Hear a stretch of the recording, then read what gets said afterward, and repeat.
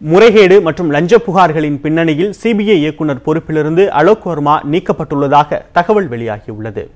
அலோக் வர்மா மீதான குற்றச்சாட்டுகள் குறித்து 6 பக்கங்கள் கொண்ட அறிக்கையை அரசிடம் மத்திய ஊழல் கண்காணிப்பகம் வழங்கியிருந்தது. அதில் அலோக் வர்மா மீது அமைச்சரவை செயலர் முன்வைத்த புகார் தொடர்பான விசாரணை ஆரம்ப கட்டத்தில் இருப்பதாக தெரிவிக்கப்பட்டுள்ளது. சில குற்றச்சாட்டுகள் மீதும் இன்னும் விரிவான விசாரணை தேவைப்படுவதால் அலோக் வர்மாவை அதே அமைப்பின் தலைவராக தொடர முடியாது என்றும் அவரின் கீழ் சிபிஐ இருந்தால் நேர்மையான விசாரணை நடைபெறாது என்றும் கூறப்பட்டுள்ளது.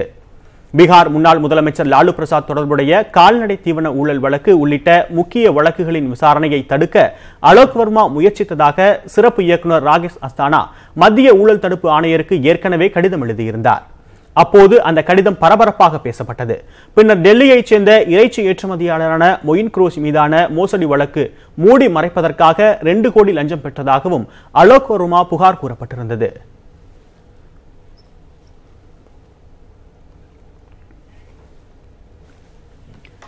நாட்டில் 125 கோடி மக்கள் ஏழைகள் என்று மத்திய அரசு கூறுவதை ஏற்றுக்கொள்ள முடியாது என்று முன்னாள் மத்திய அமைச்சர் ப. சிதம்பரம் விமர்சித்துள்ளார்.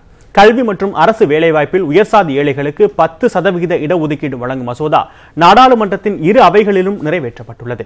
இதில் ஆண்டுக்கு 8 லட்சம் ரூபாய்க்கும் குறைவான வருவாய் பெறுபவர்களை பொருளாதார ரீதியில் பின்தங்கியவர்கள் என்று குறிப்பிடப்பட்டுள்ளது.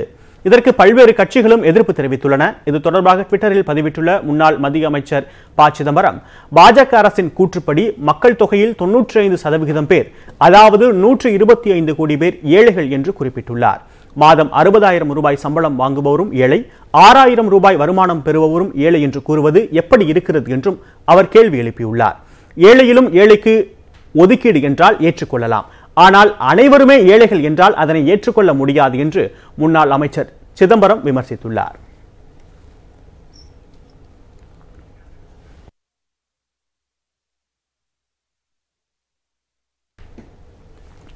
பொங்கல் பண்டிகைக்காக நாளை முதல் 6 நாட்களுக்கு விடுமுறை அறிவிக்கப்பட்டுள்ள நிலையில் சொந்த ஊருக்கு செல்லும் மக்களுக்காக இன்று முதல் சிறப்பு பேருந்துகள் இயக்கப்படுகின்றன. இது தொடர்பான கூடுதல் தகவல்களை நமது செய்தியாளர் பிரகாஷிடம் கேட்கலாம்.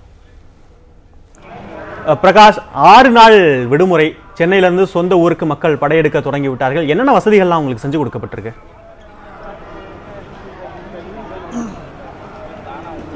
இங்கு சென்னை கோயம்பேடு புரட்சித் தலைவர் டாக்டர் எம்ஜிஆர் புறநகர் பேருந்து நிலையத்திலிருந்து அதாவது பொங்கல் பண்டிகைக்கான சிறப்பு பேருந்துகள் 9ஆம் தேதி முன்பதிவு கணினி முன்பதிவு தொடங்கப்பட்டது.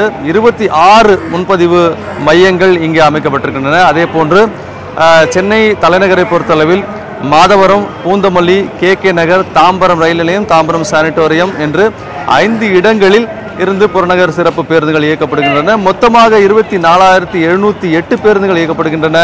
அவற்றில் 14,163 பேருந்துகள் சென்னையிலிருந்து மட்டும் இயக்கப்படுகின்றன. பிற பகுதியிலிருந்து 10,445 பேருந்துகள் இயக்கப்படுகின்றன. அதே போன்று இன்று தொடங்கி 14ஆம் தேதி வரை இயக்கப்படக்கூடிய இந்த பேருந்துகள் அதனைத் தொடர்ந்து 17ஆம் தேதியிலிருந்து 20ஆம் தேதி வரையிலான பிற பகுதியிலிருந்து சென்னைக்கு வருவதற்கான பேருந்துகள் இயக்கப்படுகின்றன. அவை மட்டும் பார்த்தோமானால் 3,775 பேருந்துகள் சென்னைக்கு மட்டுமாகவும், அதே நேரத்தில் 7,000க்கும் மேற்பட்ட பேருந்துகள் பிற பகுதியிலிருந்து இயக்கப்படுகின்றன. தமிழ்நாட்டின் பிற பகுதியிலிருந்து இயக்கப்படுகின்றன. தற்போதைய சூழ்நிலையில் சிறப்பான ஏற்பாடுகள் செய்யப்பட்டிருக்கிறது. இன்று நாளை தற்போது சென்னையிலிருந்து பொங்கல் பண்டிகைக்கான விடுமுறை கழிப்பதற்காக, அந்த கொண்டாட்டங்களுக்காக அனைவரும் கிளம்பி செல்வார்கள் என்று கூறப்படுகிறது. இங்கு போக்குவரத்து மாற்றம் செய்யப்படுகிறது. தற்போது நம்முடைய ஒரு பயணி இருக்கிறார் சிபி, அவரிடம் கேட்கலாம். சார், இந்த சிறப்பு பேருந்துகள் முன்பதிவு தொடங்கப்பட்டிருக்குது.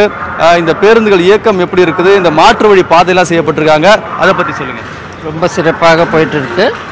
ஏன்னா மாதவரத்துலையும் வச்சுருக்காங்க, இது எல்லாமே பிரிச்சிருக்காங்கனால ரொம்ப யூஸ்ஃபுல்லாக இருக்குது. மக்களுக்கு முன்னாடியே தெரியப்படுத்துறதுனால மக்களுக்கு ரொம்ப வசதியாக இருக்கும். போயிட்டு வரத்துக்கு அட்வான்ஸ் பதிவு பண்ணிக்கலாம், முன்கூட்டி பதிவு பண்ணிக்கிறதுனால மக்களுக்கு ரொம்ப யூஸ்ஃபுல்லாக இருக்கும். Okay sir. சிபி, தற்போது இந்த சென்னை புறநகர் பேருந்து நிலையத்தை பொறுத்தவரையில் சிறப்பான ஏற்பாடுகள் செய்யப்பட்டிருப்பதாக தற்போது இருக்கக்கூடிய பயணியும் தெரிவித்திருக்கிறார். சிபி பிரகாஷ், வரும் திங்கட்கிழமைக்குள் அனைத்து மக்களும் சொந்த ஊருக்கு சென்று விடுவார்கள். கிட்டத்தட்ட பெரும்பாலான மக்கள் சென்று விடுவார்கள். அவர்களுக்கான பெருவாரியிலான வசதிகள் போக்குவரத்து கழகம் சார்பாக செய்யப்பட்டிருக்கிறது. களத்திலிருந்து காட்சிகளையும் விவரங்களையும் பகிர்ந்து கொண்டமைக்கு நன்றி பிரகாஷ்.